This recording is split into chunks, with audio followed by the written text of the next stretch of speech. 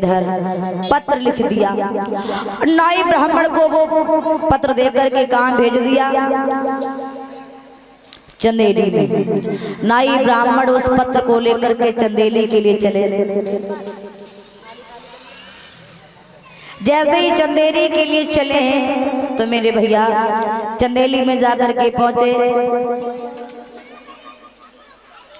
और जैसे ही चंदेली के लिए चले हैं तो लगन टीका चढ़ा दिया, पत्र दे दिया।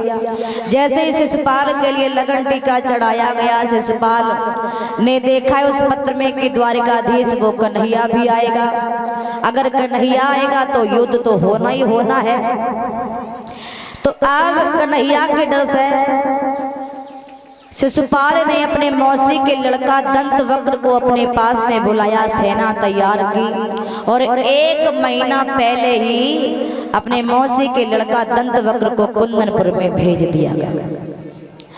विचार करने लगा, उधर कन्हैया को भी पता है बारात की तारीख, अगर जिस तारीख पर मैं पहुंचा 22 तारीख पे कन्हैया आ गया तो युद्ध तो होना ही होना है। अगर मैं युद्ध में हार गया तो रुक्मणी की शादी कन्हैया के साथ में हो जाएगी। तो विचार करता है और 15 दिन पहले अपनी भाभी के पास में पहुंचा। भाभी से बोला, भाभी हमको दूल्हा बना दो।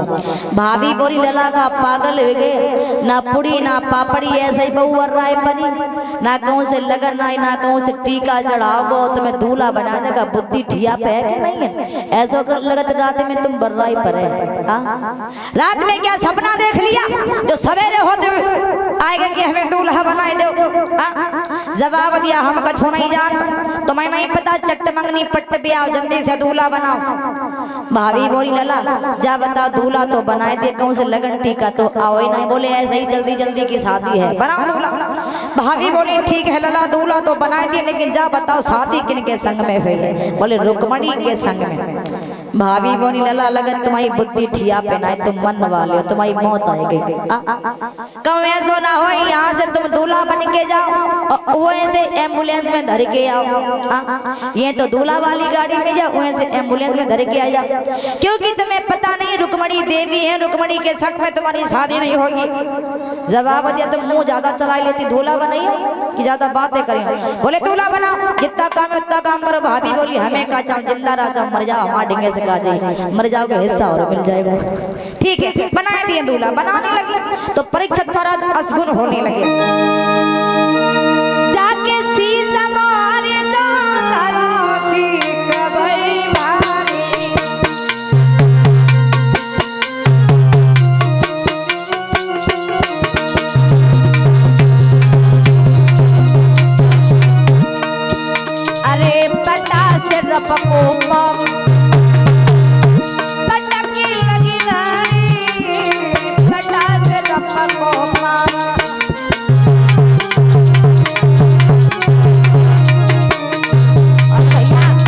परीक्षित महाराज जैसे ही सर के ऊपर मोहर रखो, मोहर वैसे ही पटक लग गई, गिरी गो लला, और जैसे ही पटक लग गई। अब भैया जैसे जैसे दोबारा बैठा तो ले छींक हो गई।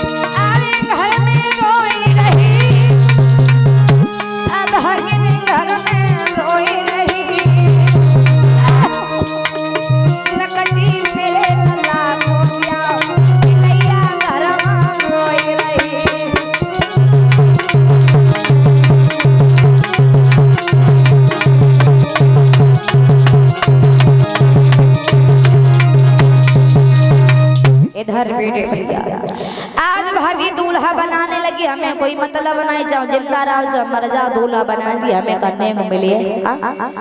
दूल्हा बनाने लगी, दूल्हा बना दिया, लड़कियों को बुलाया, ओए देखो हम दूल्हा बन गए, अच्छे लग रहे। बोले हाँ बहुत बढ़िया लगा दूल्हा बनने के बाद में, लेकिन पता नहीं आगे क्या हुई है।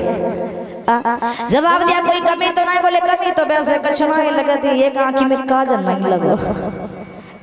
ठीक है भाभी काजल लगाओ। अब काजल लगाने लगी, बोली ऐसे नहीं ढोलक बजाओ गीत गाओ, ऐसे ही सोने सोने तरह से काजल लगाई हो तो ब्याह ना हुए, अच्छे से बनाओ दूल्हा।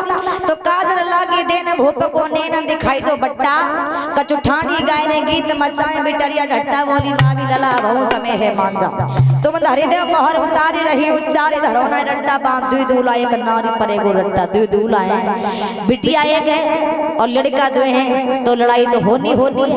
और कहीं ऐसा ना हो तुम्हारी शादी ना हो तुम मारे जाओ लला, बेजाऊ रुक्मणी रिश्ता में तुम्हारी बहन लगती है, मत करो शादी, मान जाओ। बोले नहीं मानेंगे, नहीं मानो तो फिर जाओ। दूल्हा बना दिया, 15 दिन पहले बारात लेकर के पहुंच गया कुंदनपुर में, 1-2 दिन पहले नहीं 15 दिन पहले।